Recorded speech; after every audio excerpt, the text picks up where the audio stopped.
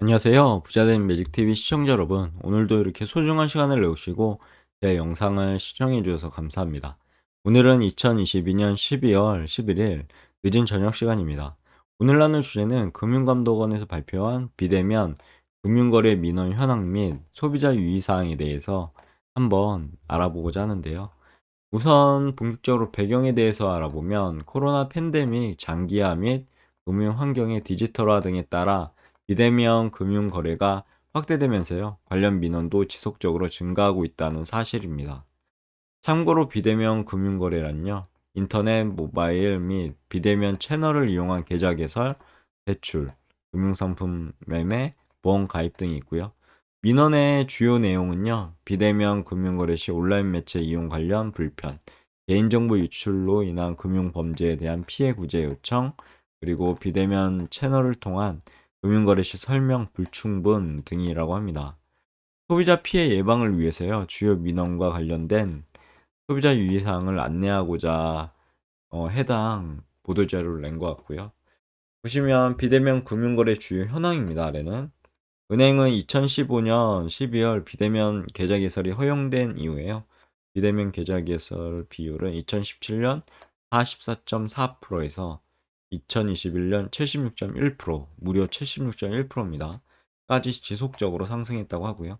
만 65세 이상 고령자의 비대면 계좌 개설 비율은요, 6.4%에서 무려 20%까지 증가했다고 합니다. 금투 보시면요, MTS, HTS를 이용한 비대면 주식거래 비율은 2017년 58.5%에서 2021년 71.3%까지 확대됐다고 하고요. 여기서 말하는 MTS는 모바일 트레이딩 시스템의 약자고요.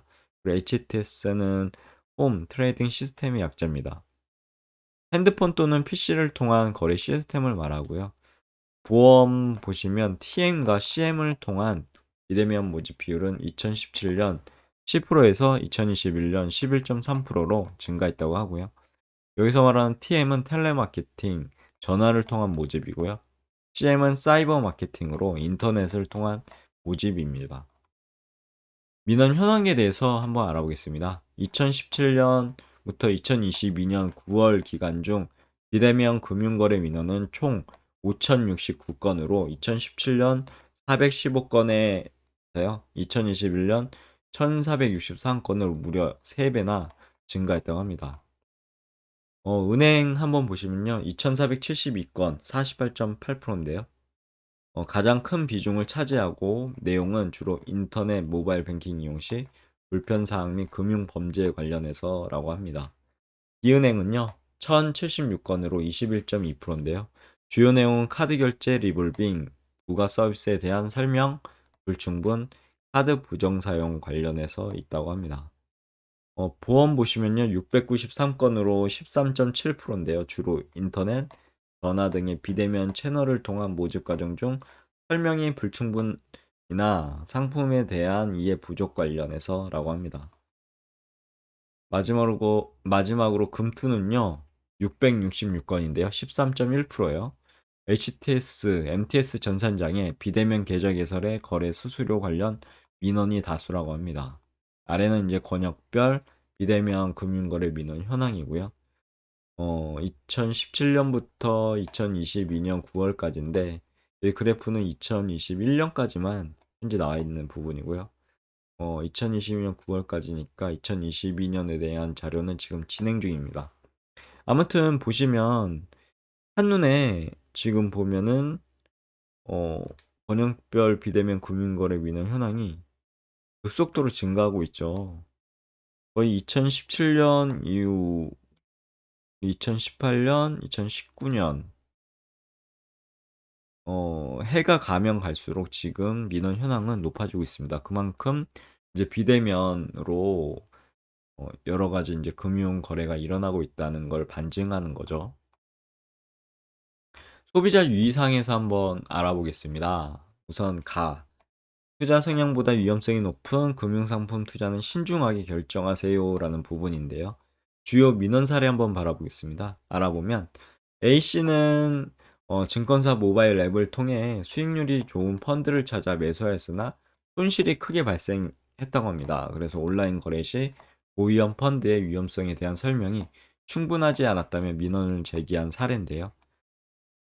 표준화된 설명을 일반적으로 전달하는 비대면 거래의 특성상 나이, 투자 경험 등 고객의 상황을 반영한 설명을 제공하는 등 고객 맞춤 대응이 어려웠다고 하는데요.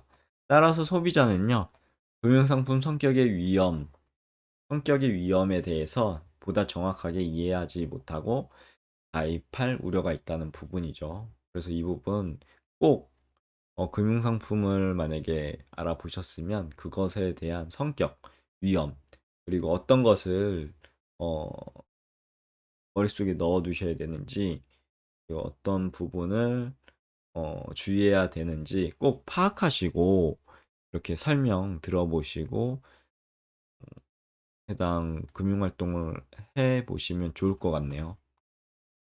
그리고 비대면 펀드 투자의 경우는요, 고위험 펀드에 투자하는 비율 및 본인의 투자 성향보다 높은 위험의 단계 펀드에 투자하는 비율이 대면 거래보다 상대적으로 높아 위험에 쉽게 노출되는 경향이라고 합니다. 음, 소비자 유의사항인데요. 한번 읽어보겠습니다. 비대면 금융상품 거래 시요. 첫 번째, 본인의 투자 성향에 적합한 상품인지 확인해야 됩니다. 그리고 두 번째, 투자 성향보다 위험 등급이 높은 경우 위험성 등을 유의 깊게 살펴보고 신중히 투자하시면 좋을 것 같습니다. 금융투자 상품 매수 시 투자 설명서 등을 통해서요. 투자 상품의 내용, 손실 발생 위험, 환매, 소요 기간, 수수료 등을 확인해야 된다고 이렇게 얘기하고 있네요. 그리고 전화, 텔레마케팅이죠. 저 같은 경우는 전화가 엄청나게 옵니다.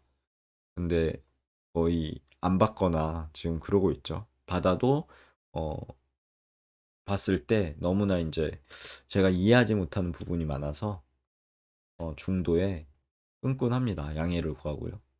아무튼 이제 이런 전화로 보험 가입 시 내용을 정확히 이해하고 가입하세요라는 내용인데요.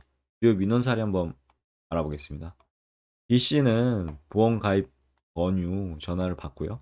만기 시에 환급이 가능한 것으로 설명을 듣고 가입했는데요. 이후 만기 환급금이 없는 순수 보장형 상품임을 알게 되어 해지를 요청했다고 하고요.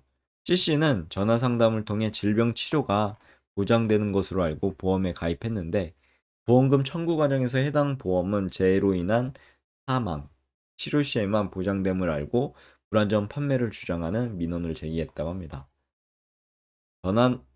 전화를 통해서요. 보험 모집 권유 시 보험 상품의 장점만을 강조하여 설명한 후 판매 시에는 표준 스크립트에 따라 주요 내용을 형식적으로 읽어주고 녹취한 사례로 인해서 이제 민원이 발생했다고 합니다. 세부적인 내용을 파악하지 못하였음에도 전화 모집 상담원의 설명에 의존해서요. 이해하였다고 대답하는 경우에는 전화 모집 특성상 설명 불충분, 사유로 계약 취소 등이 어려울 수 있다고 하고요. 중도 해지 시 납입 보험료보다 환급금이 적을 수 있다고 하니까요. 이 점 유의하시면 좋을 것 같습니다. 그럼 소비자 유의사항에 대해서 한번 읽어보면 전화로 보험 가입 시에는요. 이해가 어려운 경우에는 자세한 설명을 요청해야 합니다. 그리고 상품 설명서를 통해서 구체적인 내용을 확인하고 가입하면 좋겠죠.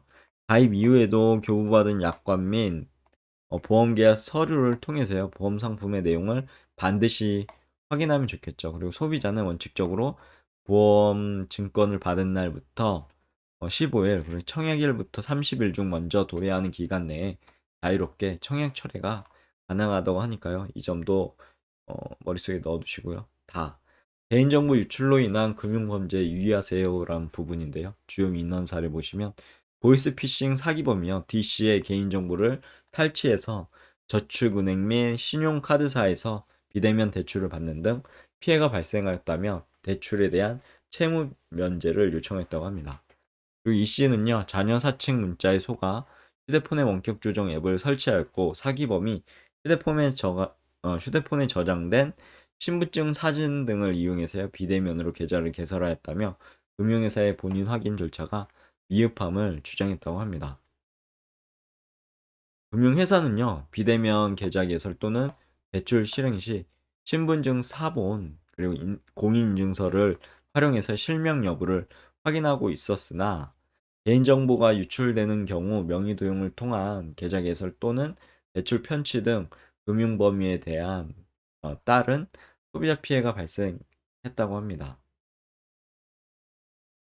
아래는 이제 소비자 유의사항인데요. 보시면 신분증 등 개인정보 유출 시 명의 도용이 명의 도용을 통한 계좌 개설, 대출 실행 등 금융 범죄에 노출될 수 있겠죠. 그리고 대한대출 안내, 택배 알림, 지인 사칭 전화, 메시지 등을 이용해서요.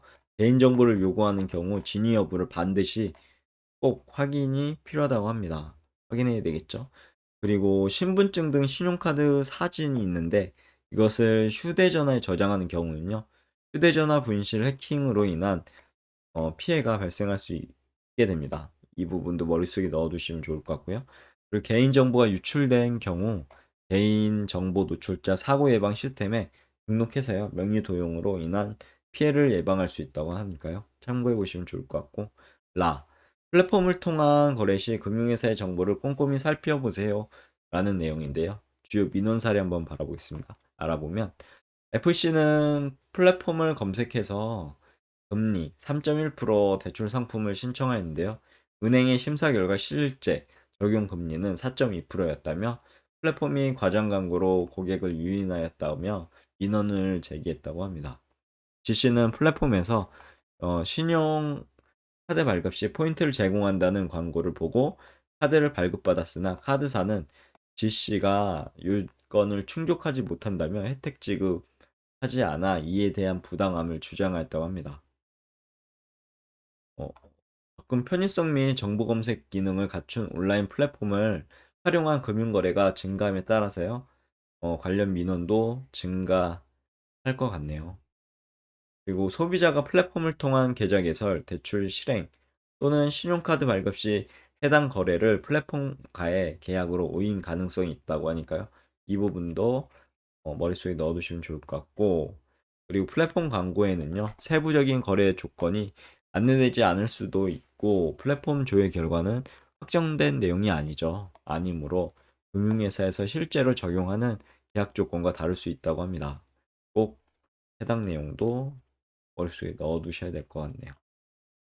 소비자 유의사항에 대해서 한번 정리해 본 내용인데요. 플랫폼 검색을 통한 거래 시 금융회사의 약관 및 상품 설명서 등을 유의 깊게 살펴보시기 바랍니다. 라고 되어 있고요.